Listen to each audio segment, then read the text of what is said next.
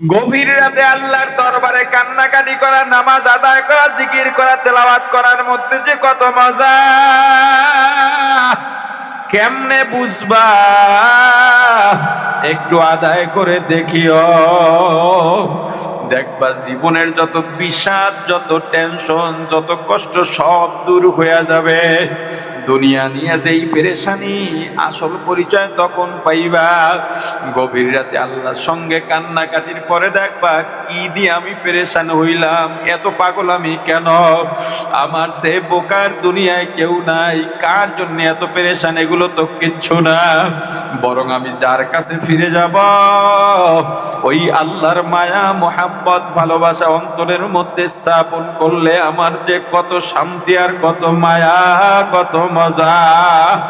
এই দুনিয়ায় আমল করলাম না, মিথ্যা ছাড়লাম না, হারাম ছাড়লাম না, মানুষকে ঠকাইলাম কতভাবে, জেতার জন্য মিথ্যা কথা বললাম। ওই বেঈমান নাফরমান গুলোর জান কবজ কেমনে হবে জানো? আজরাইল আসবে তার জান কবজ করার জন্যে। জাহান্নামী ওই গুনাহগার তাকায় দেখবে সিরা ফারা সালা পাগলদের গায়ে থাকলে যেগুলা মানুষের ভয় লাগে, এমন বিশ্রী পোশাক পরা, চোখ দুইটা অনেক বড় বড়, মাথা অনেক বড়, হাতের মধ্যে বড় বড় নখ, গায়ের মধ্যে ময়লা মাখা, দুর্গন্ধ, কেমন একটা ভয়ার্থ অবস্থা। যাইতে চাইবে না, যাইতে চাইবে না। মোমেন যাওয়ার জন্য পাগল, কিন্তু গুনাহগার যাইতে চাইবে না। দৌড়া দৌড়ি শুরু করবে, পায়ের মাথার থেকে দৌড় শুরু করবে, শরীরের বিভিন্ন জায়গায় জান, কলব, রূহ পালাবার চেষ্টা করবে। আর বলবে আমাকে একটু সুযোগ দাও, আর কয়েকটা দিন সুযোগ দাও, আমি একটু ভালো আমল করে আসি। না, সুযোগ দেওয়া হবে না। লাকাদ কুনতা ফি গাফলাতিন মিন হাযা ফাকাশাফনা আনকা গিতাআক ফাবাসারুকা ফাবাসারুকাল ইয়াউমা হাদীদ। অন্তর চক্ষু খুলে দেওয়া হবে, সব দেখবে যেগুলো সাধারণ মানুষ দেখতে পায় না। সে জান্নাতও দেখতে পাবে, জাহান্নামও দেখতে পাবে, ফেরেশতাও দেখতে পাবে। আল্লাহ বলবেন না না, সুযোগ হবে না, গাফিল ছিলি। এই দিনের কথাও তোদেরকে বলা হয়েছিল, এই ভয়াবহতার কথা বারবার বলা হয়েছে, কিন্তু মানিস নাই। আজকে চোখ খুলে দেওয়া হলো, কিন্তু আর সুযোগ পাবি না। ওই রূহ যখন পালাবার চেষ্টা করবে, এমন ভাবে রূহ কবজ করা হবে, টান মারা হবে। বড়শি পাতলে যেমন মাছ, শোল মাছ বড়শি গিলে ফেলে, টাকি মাছ বড়শি গিলে ফেলে, পেটের মধ্যে চলে যায়। ওই বড়শি বের করা যায় না পেট না কেটে। পেট না কেটে বড়শি টান দিলে পেটের নাড়ি বুড়ি সহ মাছের মুখ থেকে চলে আসে। বেঈমান নাফরমানের রূহটা, তার জানটা এমন ভাবে শরীর থেকে টেনে টেনে বের করা হবে। মৃত্যুর যন্ত্রণা এত কঠিন, বেঈমান নাফরমানের জন্য এর চাইতে বড় কঠিন যন্ত্রণা আর কিছু নাই। জান কবজ করার পরে সব টের পাবে, সব টের পাবে। কে কি করে, কে কান্না করে, পানি বসাইছে গোসলের জন্যে, নিজের জন্যে মশারি টানাইছে। যখন গোসলের জন্য নেওয়া হবে, চিৎকার দিয়ে বলবে আমার এই শরীরকে আমি কত যত্ন করছি, তোমরা আমাকে বালিশ ছাড়াই এমনি শোয়াইয়া দিলাম। এই শরীরে কত সাবান লোবান লাগাইলাম, সোনো পাউডার মাখলাম, সুগন্ধি মাখলাম। আমার শরীরে আস্তে একটু ডালা দাও, ব্যথা পাই। আমি একজন জমিদার ছিলাম, আমার কাছে মানুষ আসতে ভয় পাইতো। তোমরা এত অবহেলা কেন করো? কিন্তু কেউ শুনবে না, শুধুমাত্র মানুষ দেখবে না। বাকি সারা পৃথিবীর সব প্রাণী মৃত ব্যক্তির আহাজারি শুনতে পাবে, দেখতে পাবে। যখন তিনখানা পাতলা কাপড়ের প্যাকেট বানাইয়া মহিলাদেরকে 5টা কাপড় পরাইয়া খাটে উঠাইয়া জানাজার সামনে নেবে, চিৎকার শুরু করবে, উঠে বসতে চাইবে, মনে করতেছে আমি ডাকি ওরা কেন শোনে না। জানাজা পড়াইতেছে, জানাজা হয়ে গেছে, 4 জনে কাঁধে নিয়ে যখন কবরের দিকে রওনা দেবে, এত জোরে জোরে ডাকবে, সন্তানগুলো যখন ডাকবে আব্বু আব্বু বলে ডাকবে আর কাঁদবে, ওই খাটে চড়া মৃত ব্যক্তিও শুনবে। সন্তানের ডাকে নিজেও জবাব দেবে, কাকুতি মিনতি করবে, কিন্তু তার ডাক কেউ শুনতে পারবে না। কবরের মধ্যে রাখার পরে আফসোস করবে, কোথায় রাখলা, এখনো বোঝে নাই কবরে রাখছে, এখনো বোঝে নাই মারা গেছে। কোথায় রাখলা, বালিশ কই, কম্বল কই, আমি জাজিম ম্যাট্রেস ছাড়া ঘুমাইতে পারি না, শিমুল তুলার বালিশ ছাড়া ঘুমাইতে পারি না। সব উঠে যাবে, সবাইকে দেখবে, আত্মীয় স্বজন, বাবা ভাই বন্ধু শালা সম্বন্ধী শ্বশুর চাচা মামা ফুফা বন্ধু বান্ধব সবাই তাকায় দেখবে, তার দিকে তাকায় আছে। বাঁশের চালি দিয়া কলা পাতা বিছাইয়া মাটি দিয়া যখন কবরটা পরিপূর্ণ করা হবে, সবাই যখন কবরের দিকে পিঠ করে চলে যাবে, চিৎকার দিয়া ডাকবে আর বলবে, তোমরা কই যাও, আমাকে কোথায় রেখে গেলা। এরপরে কবরের ভিতরে তার চোখ মেলা হবে, চোখ মেলে দেখবে চারদিকে অন্ধকার, হাত দিয়ে দেখবে মাটি, দেখবে মাটির গন্ধ। আহা, তখনই কেবল বুঝতে পারবে আমি মারা গেছি, ভয় পাগলের মতো হয়ে যাবে। কবরে নেককার আর বদকার নাই, ওই কবরের মাটি সবাইকে চাপ মারবে, এটাই হলো কবরের প্রথম মামলা। কবরের অন্ধকারের চাইতে কঠিন অন্ধকার, ভয়ঙ্কর অন্ধকার আর দুনিয়ার মধ্যে কিচ্ছু নাই। ওই কবরে যে চাপ মারবে, শিশু হোক, বুড়া হোক, নেককার হোক, বদকার হোক, দুই দিকের মাটি চাপ মারবে। যারা আল্লাহর কাছে মকবুল বান্দা, তাদের চাপ হবে শিশুকে মায়ের কোলে নিয়ে চাপের মতো আরামদায়ক। আর বেঈমান নাফরমানের চাপ হবে ডান পাজরের হাড্ডিগুলো বাম পাজরে ঢুকে যাবে, বাম পাজরের গুলো মট মট করে ভাঙতে ভাঙতে ডান পাজরে ঢুকে যাবে। ফেরেশতারা আসবে, যদি নেককার হয় সুন্দর চেহারার কয়েকজন ফেরেশতা আসবে, প্রধানত 2 জন আসবেন, জিজ্ঞেস করবেন তোমার রবকে, বলবে আল্লাহ।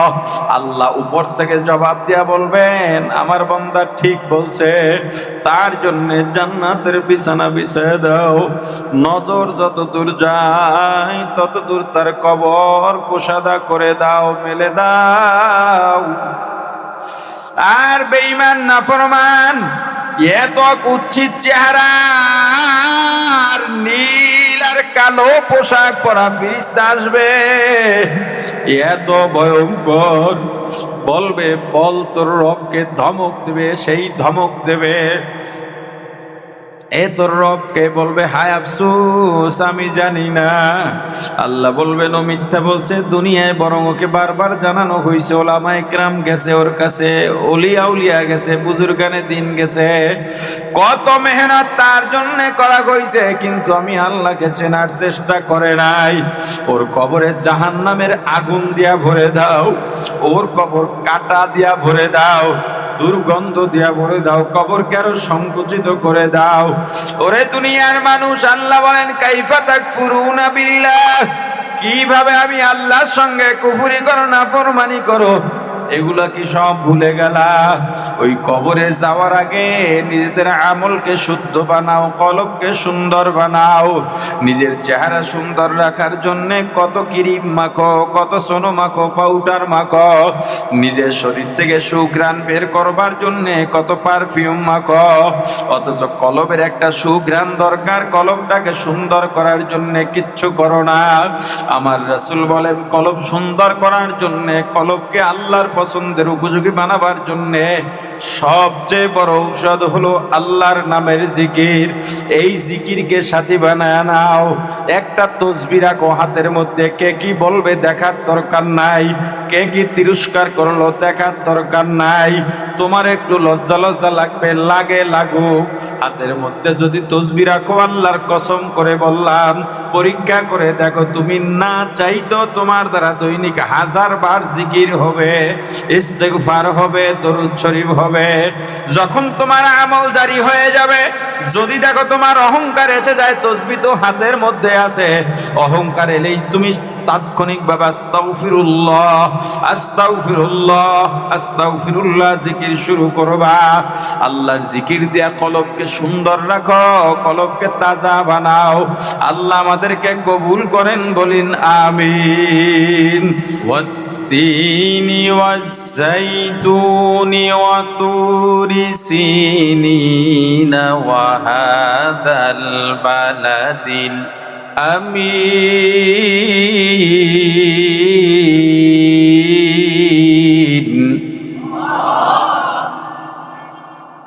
لقد خلقنا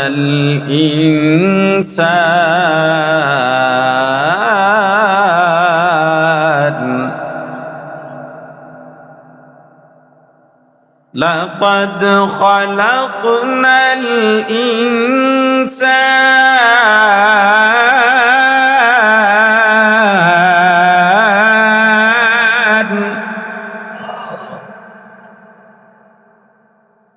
لقد خلقنا الإنسان في أحسن تقويم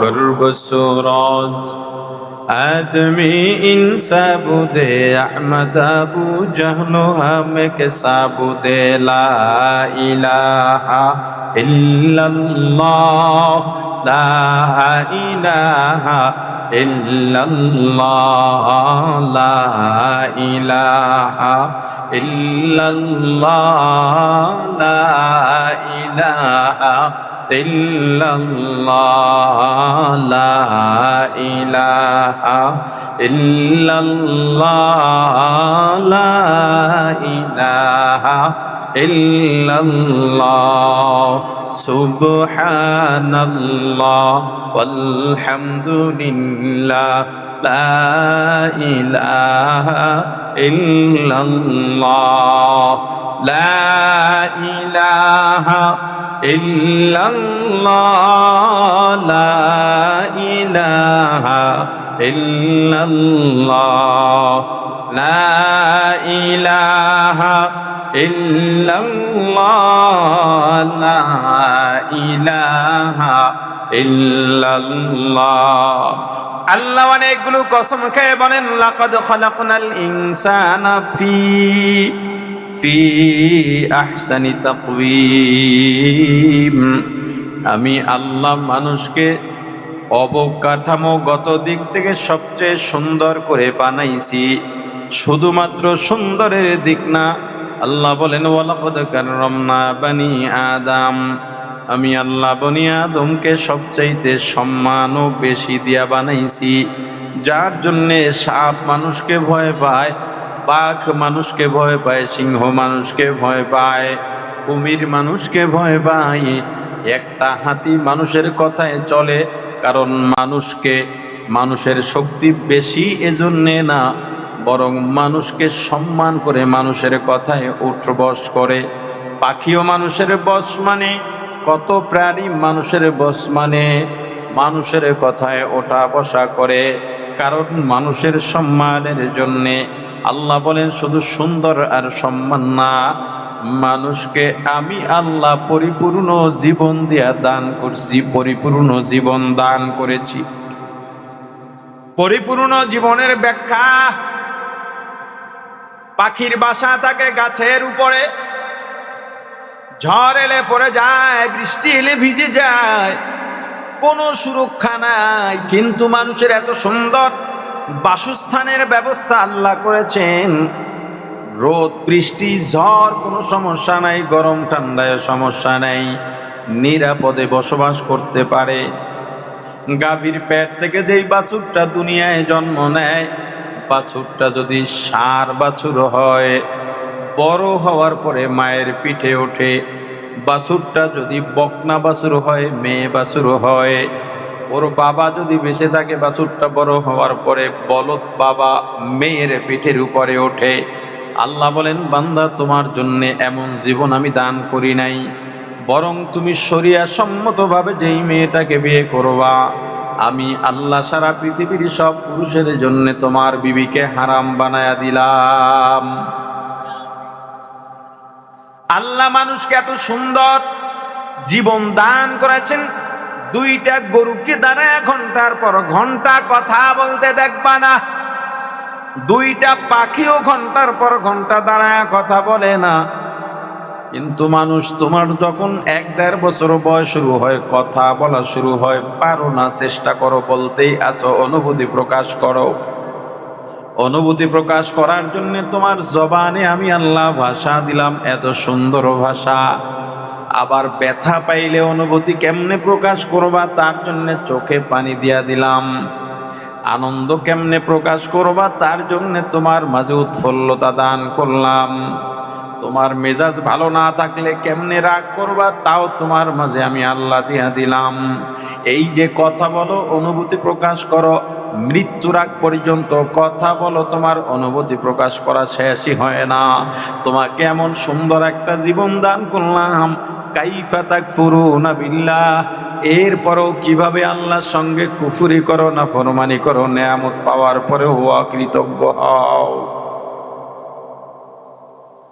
তোমার কোনো নাম নিশানা ছিল না, দুনিয়ায় কোনো অস্তিত্ব ছিল না, ফাহিয়াকুম, অতঃপর আমি আল্লাহ জীবন দিলাম।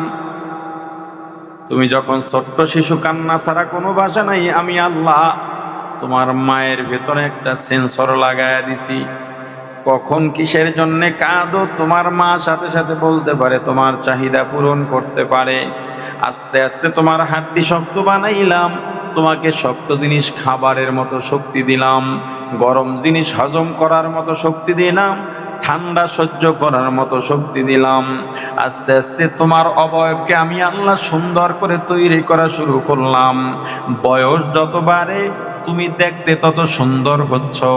একটা সময় যখন তোমাকে যৌবন দান করলাম, যৌবন পাইলা, বিবেক পাইলা, বুদ্ধি পাইলা, কিন্তু আমি আল্লাহকে পাইলা না।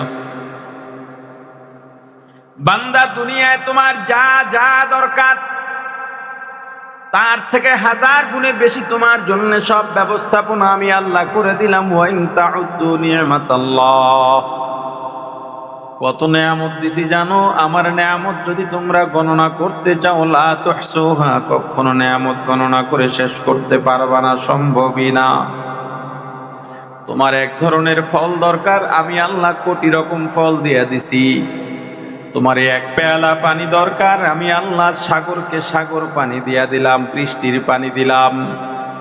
তোমার সারা দিনের, সারা বছরের যত ময়লা থাকে, তোমার নিজের ময়লা থাকে, তোমার এক্সটার্নাল ময়লা থাকে, ময়লা দিয়া জমিনটা ভরে যায়, তোমার পায়খানা বাথরুম ময়লা দিয়ে ভরে যায়। আমি আল্লাহ আসমান থেকে বৃষ্টি নামাইয়া, পানি দিয়া সব ময়লাগুলো সাগরে নামায়া দিলাম। আমি আল্লাহ যদি এই ময়লাগুলো নিষ্কাশন না করতাম, দুনিয়ার কোনো ড্রেনেজ দিয়াও কাজ হইতো না। দুনিয়ায় যত ড্রেন বানানো হয়, এই ড্রেন থেকেও ময়লাগুলো কোনো না কোনোভাবে সাগরের মধ্যে যায়। গন্ধা ময়লা যদি আমি আল্লাহ এমনি পরিষ্কার না করতাম, এই দুনিয়ার মানুষ আস্তে আস্তে বসবাসের অনুপযোগী হয়ে হয়ে যেত, গন্ধে বাসায় থাকতে পারতো না। সাধারণ কোরবানির সময় কয়টা গরু আর জবেও হয়, এই গরু যদি বাড়ির সামনে জবেও হয়, রক্ত ধুইয়া ফেলানোর পরেও যে গন্ধ, আমি আল্লাহ যদি বৃষ্টি আর রোদ দিয়ে এই গন্ধ ভেনিশ না করতাম, কয়টা দিন পর দম বন্ধ হইয়া মারা যাইতি। এত নিয়ামত আমি আল্লাহ দিলাম, এত সুন্দর ব্যবস্থাপনা আমি আল্লাহ দিলাম, এরপরেও কাইফা তাকফুরুনা বিল্লাহ, কিভাবে আমি আল্লাহর সঙ্গে কুফরি করো, নাফরমানি করো বান্দা। দুনিয়ার মায়ায় পড়লা, দুনিয়ার মায়ায় জড়াইলা, ভুলে গেছো সুম্মা ইউমিতুকুম, আবার মরা লাগবে।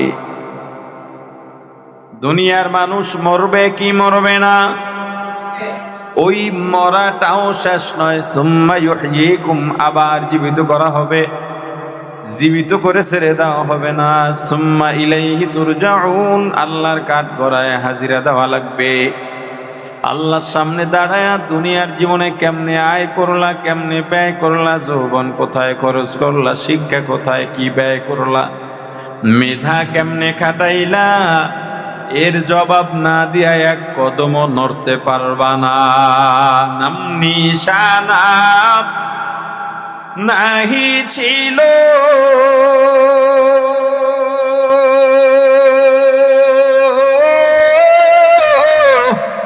শিশু জীবন কে বাদিল,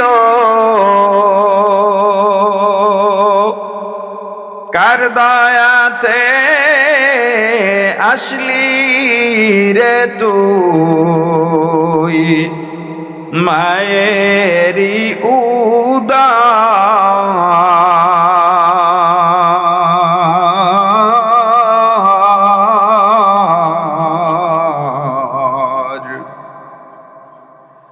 না মানলি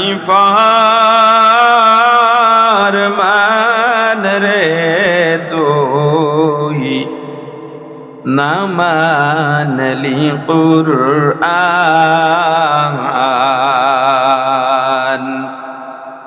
শিশু ছিলি জাওয়ান হইলি,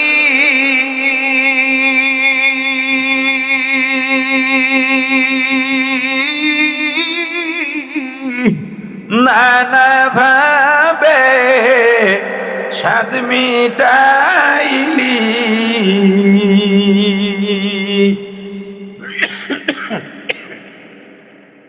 শিশু ছিলি জাওয়ান হইলি,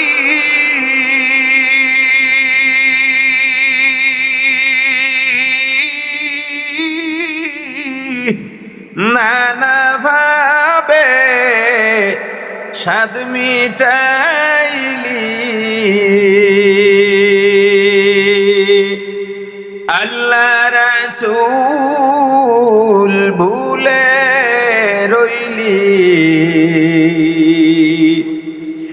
আসিয়া ভুবন,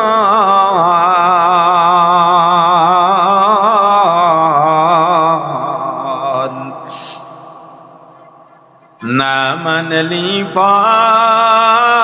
ফরমান রে তুই, না মানলি কুরআন। যতই কর বাহাদুরি,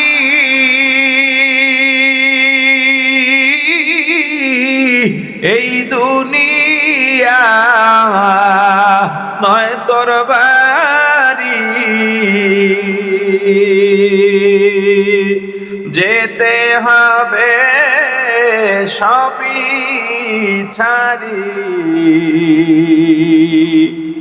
কবর মাজার,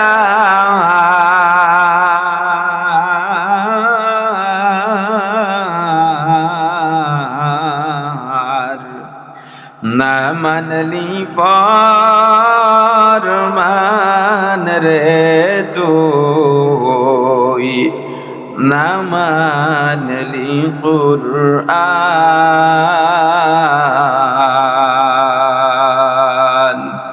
বান্দারে দুনিয়ায় চলাফেরা করো, মনে করছো বুঝি কত বছর জানি বাঁচি? না না, চলাফেরা করো, চলাফেরা করো, হঠাৎ আজরাইল কিন্তু সামনে দাঁড়ায়া যাবে। এই যে আয়াতে কারিমা তেলাওয়াত করলাম, এই আয়াতের মধ্যে মানুষের তিনটা জীবন প্রমাণ হয়। কয়টা জীবন? জোরে। এক নাম্বার জীবন কুনতুম আমওয়াতা, এই দুনিয়ায় আসার আগের জীবন, যেই জীবনের নাম ছিল, যেই জীবনের নাম রুহু জগৎ। দুই নাম্বার জীবন ফাহিয়াকুম, এই দুনিয়ার জীবন। তিন নাম্বার জীবন সুম্মা ইউমিতুকুম সুম্মা ইউহয়িকুম সুম্মা ইলাইহি তুরজাউন, দুনিয়ার পরের জীবন অর্থাৎ পরকালের জীবন। এই তিনটা জীবনের মধ্যে গুরুত্বপূর্ণ দুইটা প্রশ্ন আছে। এই প্রশ্ন আমরা জানি না, উত্তরও খুঁজি না, যার জন্যে মানুষ মুসলমান হওয়ার পরেও মুসলমানিত্ব ভুলে গেছে। আমার রাসূলের মায়া, সুন্নতের মায়া অন্তরে লালন করে না। দুইটা প্রশ্নের এক নাম্বার প্রশ্ন, আল্লাহ রূহ জগৎ থেকে দুনিয়ার জীবনে কেন পাঠাইলেন? আল্লাহ উত্তর দিয়ে বলেন, বান্দা, রূহ জগৎকে আল্লাহ আরাফার ময়দানে হাজির করাইয়া, যেই আরাফার ময়দানে হাজিরা প্রতি বছর যান, যে আরাফার ময়দানে আল্লাহর ঘোষণা, আরাফার ময়দানে আল্লাহ এত বেশি মানুষকে ক্ষমার ঘোষণা দেন, আর কোন জায়গায় এত বেশি ক্ষমার ঘোষণা দেন না। আমি মন ভরে তোমাদের জন্য দোয়া করি, আল্লাহ একাধিকবার না হলেও জীবনে একবারের জন্যও যদি হয়, হজের মৌসুমে আরাফার ময়দানে অবস্থান করার তৌফিক যেন আল্লাহ সবাইকে দান করেন। মন থেকে যতবার আল্লাহ ডেকেছেন, যাওয়ার পরে মন থেকে দোয়া করেছি সবার জন্য, বিশেষ করে তোমাদের জন্যে। কারণ আরাফার ময়দানে দাঁড়াইয়া দোয়া করলে মনে হয় আমার দোয়ার জবাব আল্লাহ দিতেছেন। অন্তর থেকে যদি দোয়া করা যায়, আল্লাহকে ডাকা যায়, এত মজা, এত মজা। এটা বুঝাবার ব্যাপার না, বুঝে নেওয়ার ব্যাপার। ওখানে দাঁড়ায়া যেন সবাই দোয়া করতে পারে, ওখানে যাওয়ার তৌফিক যেন আল্লাহ দান করেন। আল্লাহর ঘর তোরেও দোয়া করেছি, কারণ এই দুনিয়ার সব মুসলমান যদি 1000 বার আল্লাহর ঘরে আল্লাহ নিয়ে যান, আমার কোনো লোকসান নাই। অতএব দোয়া করতে অসুবিধা কোথায়? আরাফার ময়দানে আল্লাহ সমস্ত রুহুকে একত্রিত করে প্রশ্ন করলেন, আলাস্তু বিরব্বিকুম, বলো আমি তোমাদের রব কিনা? সবাই জবাব দিয়েছেন, বালা, হ্যাঁ আপনি আমাদের রব। তবে একসাথে সবাই জবাব দেয় নাই। ক্লাসের মধ্যে শিক্ষক জিজ্ঞেস করলো, এই শিক্ষার্থীরা বলো, চট্টগ্রাম বাংলাদেশের কোন অঞ্চলে অবস্থিত? সব ছাত্র কি পড়ে না কিছু আছে ঘরে? যারা পড়ে 1 নাম্বার ছাত্র জবাব দিল পার্বত্য অঞ্চলে, 2 নাম্বার ছাত্র জবাব দিল পার্বত্য অঞ্চলে, 3 নাম্বার ছাত্র জবাব দিল পার্বত্য অঞ্চলে। এবার ঘরুন্যেরা তো জানে না, ওরা যখন দেখলো 1, 2, 3 জবাব দিয়েছে পার্বত্য অঞ্চল, বাকিরাও বলছে পার্বত্য অঞ্চলে। উত্তর ভুল না ঠিক? কথা কয় না। কিন্তু যোগ্যতায় জবাব দিছে না শুনে জবাব দিছে? শিক্ষক বললেন, তোমরা যেই জবাব দিছো তাতে সবাই 5 নাম্বার পাও, কিন্তু আমি শিক্ষক জানি 5 নাম্বার পাওয়ার যোগ্যতা সবার নাই। তোমাদের প্রশ্নের জবাব শুনে যদি সবাইকে 5 নাম্বার দিয়ে দিই, তাহলে যারা দিনরাত খাটাখাটনি করে লেখাপড়া করে, বাজে আড্ডায় যায় না, খেলা দেখার জন্য টিভির সামনে গিয়া দোকানের সামনে মাথায় টুপি পইরা দাঁড়ায়া থাকে না, লেখাপড়া করে, তাহাজ্জুদ নামাজ আদায় করে, ওস্তাদের সঙ্গে আদবের ব্যবহার করে, কিতাবের সঙ্গে গভীর সম্পর্ক, ফজরের পরে ঘুমায় না, তেলাওয়াত করে ওই ছাত্রদের সঙ্গে বেইনসাফি হয়ে যায়।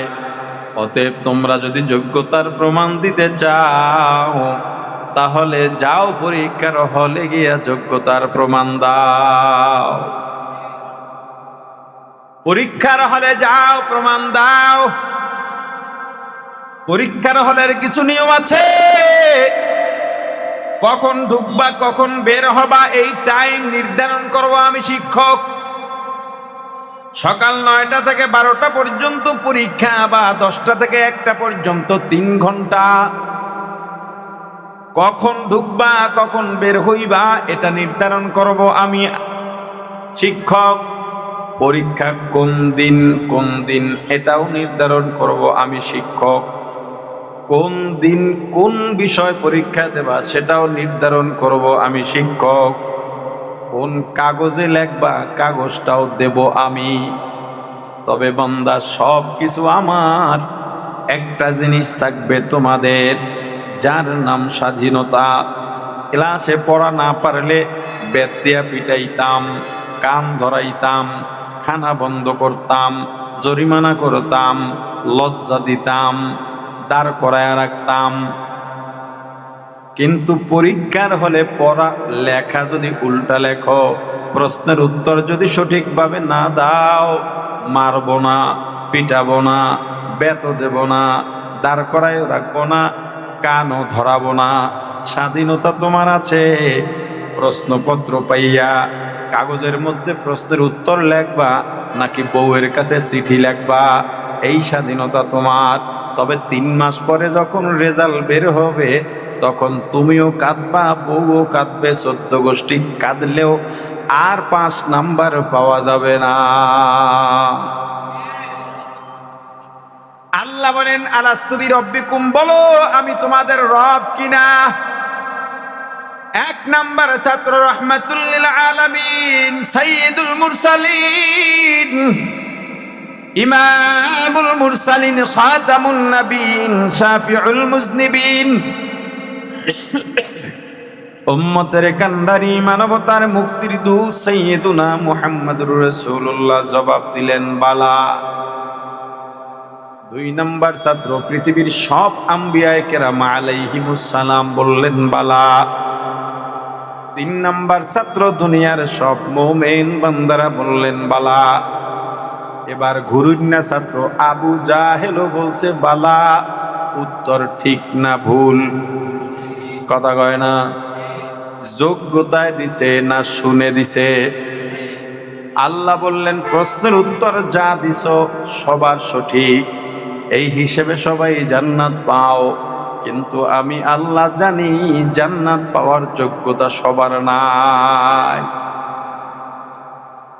এখন যদি আমি আল্লাহ তোমাদেরকে প্রশ্নের উত্তর অনুযায়ী সবাইকে জান্নাত দিয়া দিই, তাহলে আমার একদল বান্দা আছে, যেই বান্দাকে আমি আল্লাহ দুনিয়ায় কোনো স্বাচ্ছন্দ্য দিই নাই, 3 বেলা খাবার খাইতে পারে নাই, রিক্সা চালাইছে, অটো চালাইছে, লেবারির কাজ করছে, কুলির কাজ করছে, যখনই কাজ করছে হাত দিয়া হাতের কাজ করছে, কিন্তু জবানে ছিল লা ইলাহা ইল্লাল্লাহ, লা ইলাহা ইল্লাল্লাহ, লা ইলাহা ইল্লাল্লাহ,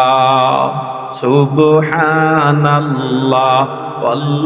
আলহামদুলিল্লাহ, লা ইলাহা ইল্লাল্লাহ, লা ইলাহা ইল্লাল্লাহ, লা ইলাহা ইল্লাল্লাহ। বাড়িতে জায়গা নাই, অল্প জমির মধ্যে খেরের ঘর, সামান্য পাতলা বা পুরান কম দামি টিন কেনারও টাকা নাই। ওই কলা গাছের ডিগা দিয়া, কলার ডাল দিয়া পর্দা বানাইছে, দেখছো কেরাম? দেখবা তুই এক বাড়িতে সুবরের খোল, সুপারি গাছের খোল, নারিকেলের খোল অথবা কলা গাছের খোল দিয়া ছোট্ট একটা বাড়ি, তার চারপাশে সুন্দরভাবে আটকায় দিয়েছে, ভেতরের মহিলারা যাতে পর্দায় থাকতে পারে। সারাদিন এত কষ্ট, বছরে একবার ইলিশ মাছ খাইতে পারে না, কোরবানি দেওয়ার মতো যোগ্যতাও আমি আল্লাহ দিই নাই। যদি কোনো হৃদয়বান তার বাসায় গোস্ত দিয়েছে, তাহলে কোরবানির দিন স্ত্রী সন্তান নিয়ে খেতে পেরেছে, না হয় ঘরের দরজা বন্ধ করে নিঃশ্বাস নিয়া দিনটা কাটায়া দিছে। তবুও বান্দা কখনো অশুকরিয়া করে নাই, বরং গভীর রাতে যায় নামাজে দাঁড়ায়া চোখের পানি ছেড়ে আমি আল্লাহর দরবারে কান্নাকাটি করেছে। আমার ওই বান্দাদের সাথে বেইনসাফি হয়। আর যদি আমি আল্লাহর ইলম অনুযায়ী কারা কারা জাহান্নামে, তাদেরকে জাহান্নামে দিয়া দিই, জান্নাতীদের জান্নাতে দিয়া দিই, তখন জাহান্নামীরা প্রশ্ন করবা, একই প্রশ্নের উত্তর দেওয়ার পরে একদল জান্নাতে আর একদল জাহান্নামে কেন? আমি আল্লাহ যদি দিতাম, আমি আল্লাহর উপরে কারো ক্ষমতা নাই, করতে পারতাম, কিন্তু আজীবন অভিযোগ দিতা আমি বেইনসাফগার। না না, এই প্রশ্ন তোমাদেরকে করতে দেব না, বরং তোমরা পরীক্ষার হলে যাও, পরীক্ষা দাও, প্রমাণ করো তুমি জান্নাতে যাওয়ার যোগ্য কিনা। পরীক্ষার হল নির্ধারণ করব আমি আল্লাহ। পরীক্ষার হলে কখন যাইবা, কখন বের হইবা নির্ধারণ করব আমি আল্লাহ। পরীক্ষার হলে সব কিছু আমার, একটা জিনিস তোমার। অনেকগুলো কসম খেয়ে আল্লাহ বলেন ফাআলহামাহা ফুজুরাহা ওয়া তাকওয়াহা। বান্দা চাইলে গুনাহ করতে পারো, নেকও করতে পারো, স্বাধীনতা তোমার, ইচ্ছা শক্তি তোমাকে দিলাম। কারণ পরীক্ষার হলে অন্যায় করো আর ন্যায় করো বাধা দেওয়া যায় না। তবে বান্দা মৃত্যুর পরে যখন তুমি স্বাধীনতা পাইয়া যদি গুনাহ করো, ফল পাইবা, তখন কান্নাকাটি করেও কোনো লাভ হবে না। দুনিয়ার পরীক্ষায় ফেল করলে আবার পরীক্ষা দেওয়ার সুযোগ পাওয়া যায়, কিন্তু আখিরাতের প্রশ্নে, কবরের প্রশ্নে যদি ফেল করো, দ্বিতীয়বার আর সুযোগ পাওয়া যাবে না। আল্লাহ বলেন বান্দা দুনিয়ায় পাঠাইছি তোমাদের পরীক্ষা করার জন্যে। আল্লাযী খালাকাল মাউতা ওয়াল হায়াতা লিয়াবলুয়াকুম আইয়ুকুম আহসানু আমালা।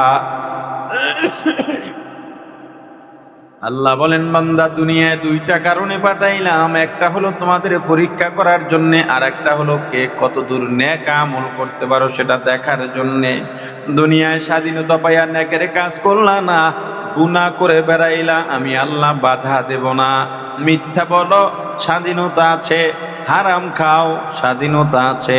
পরের হক নষ্ট করো, স্বাধীনতা আছে। কুফরি গণতন্ত্রের রাজনীতির পিছনে দৌড়াইয়া দৌড়াইয়া মানুষের উপরে অত্যাচার করো, স্বাধীনতা আছে। কিন্তু কিয়ামতের ময়দানে সব আমল যখন সামনে দাঁড়াবে, হাজার চিল্লা চিল্লি কান্নাকাটি করেও কোনো পার পাওয়া যাবে না।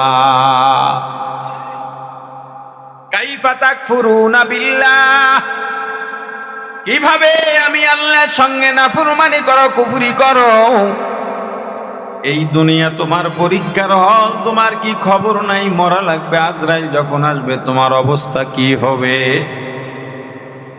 আজরাইল যখন আসবে, আজরাইল দেখার সঙ্গে সঙ্গে মুমিন হোক আর কাফের হোক, দুনিয়া আর পরকালের মাঝামাঝি জায়গায় আলমে পরজোকে অবস্থান করবে, অচেতন হয়ে যাবে। মুমিন বান্দা কামনা করবে তাড়াতাড়ি আমার জান কবজ করে নাও, আমি আমার আল্লাহর সঙ্গে দেখা করতে যাব, দিদার করতে যাব। মুমিন দেখবে এত সুন্দর পোশাক, সুঘ্রাণ, এত সুন্দর চেহারা। আজরাইল আসবে, সাথে তার দলবল নিয়ে ফেরেশতারা আসবে তাকে স্বাগত জানাবার জন্যে। তাদেরকে দেখলেই অন্তরটা শান্ত হয়ে যাবে। দেখলে মনে হবে তারা জানি আমার কত বছরের বন্ধু, পরম আত্মীয়দের চেয়ে আমার আপনার কেউ নাই। মুমিন বান্দার রূহ বের হবে, জগ থেকে যেমন পানি ঢালে বা পাত্র থেকে যেমন সহজে পানি বের হয়ে আসে, মুমিন বান্দার রূহটা ওইভাবে বের করে নিয়ে যাবে। আর দুনিয়ায় যারা স্বাধীনতা পাওয়ার পর গুনাহ করেই গেছে, ওলামায়ে কেরামের কথা মানে নাই, কর্ণপাত করে নাই, জীবনটা কাটায় দিল, দাড়িগুলো পেকে গেল, আমার রাসূলের দরুদ ঠিকভাবে পড়তে পারে নাই, কয়শবার পড়ছে তারও হিসাব নাই। অথচ মোমেন দরকার ছিল দৈনিক কমপক্ষে 1000 বার দরুদ পড়া, একেবারে না পারলেও 100 বার দরুদ শরীফ পড়া, আমার আল্লাহর নামের জিকির করা, কয়েক পৃষ্ঠা তেলাওয়াত করা, না পারলে অন্তত 10 আয়াত তেলাওয়াত করা। ফরজ নামাজের পর তাড়াহুড়া না করে বসে বসে কিছু তাসবিহ পড়া, নামাজ শেষ হইলে নামাজের বিছনা থেকে ওঠার জন্য তাড়াহুড়া না করা। নামাজে দাঁড়াইলে এত সুন্দরভাবে নামাজ আদায় করবে, সাহাবীদের নামাজের সময় পাখি এসে তাদের কাঁধে বসতো, মনে করতে এটা গাছ। হযরত আলীর বাহুর মধ্যে তীর ঢুকে গেছে, আমার রাসূল বলছেন পারবা না, বের করতে পারবা না। আমার আলী যখন নামাজে দাঁড়াবে তখন বের করবা, টের পাবে না, আল্লাহর সঙ্গে এতটা মিশে যাবে। কিন্তু তোমার আমার নামাজের অবস্থা কি? নামাজ ঠিকভাবে আদায় করলাম না, রমজান মাসে ঠিকভাবে রোজাটাও রাখতে পারলাম না, সাহারি খাইতে পারলাম না, ঠিকভাবে 2-4 রাকাত তাহাজ্জুদও পড়ি না, জীবনের ইতিহাসে তাহাজ্জুদ খুঁজে পাই না, জিকির খুঁজে পাই না, ইস্তেগফার খুঁজে পাই না।